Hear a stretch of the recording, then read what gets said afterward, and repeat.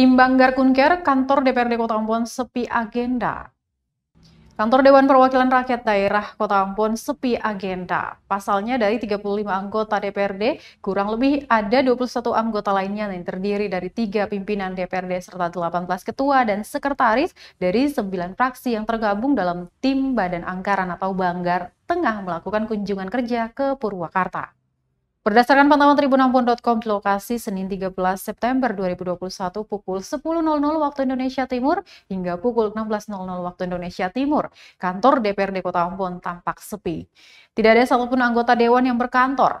Padahal tak semua anggota DPRD masuk dalam tim Banggar. Namun sebagian anggota lainnya yang tidak tergabung dalam tim Banggar itu malas berkantor.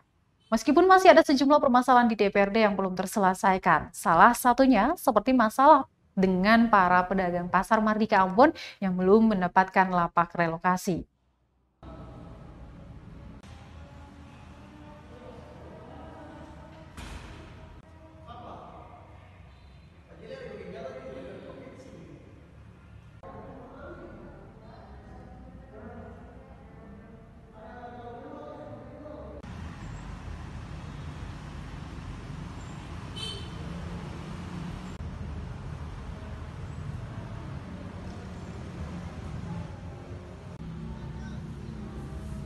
Terima kasih sudah nonton.